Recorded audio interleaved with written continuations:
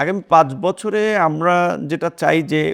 এই সরকারের যে কমিটমেন্ট কর্মসংস্থান সৃষ্টির ক্ষেত্রে যেটা আমরা ইতিমধ্যে শ্রম মন্ত্রণালয় থেকে আলাদা একটা অধিদপ্তর করে কর্মসংস্থান নিয়ে স্পেসিফিকভাবে কাজ করে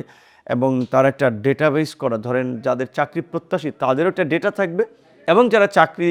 দিবে তাদেরও একটা আপনার ওই ডেটাবেস থাকবে, যেন ওইখানে তারা ম্যাচ মেকিং করে তারা খুঁজে নিতে পারে যে এই সেক্টরে লোকের প্রয়োজন, এই সেক্টরে এই লোকগুলো আছে, তারা যেন একটু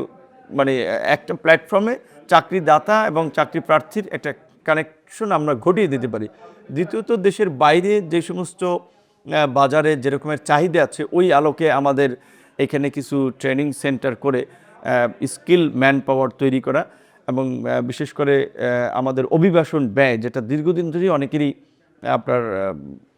প্রত্যাশা ছিল যে অভিবাসন ব্যয়টা কমিয়ে না। এখন আমরা অগ্রিম বলতে পারবো না, তবে আমাদের সর্বোচ্চ চেষ্টা থাকবে যে যতটুকু আমরা কমিয়ে আনতে পারি, একেবারে লো কস্টে যেন আমরা ম্যান পাওয়ার পাঠাতে পারি। সর্বশেষ হচ্ছে যে দীর্ঘদিন ধরে মানুষের মনে যে ধরনের একটা নেতিবাচক বা ধারণা আছে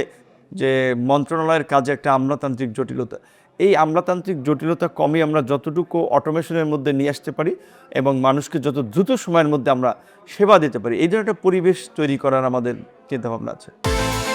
বিকাশ পেমেন্টে 10,000 টাকার বেশি অফার, শপিং চলছে তো।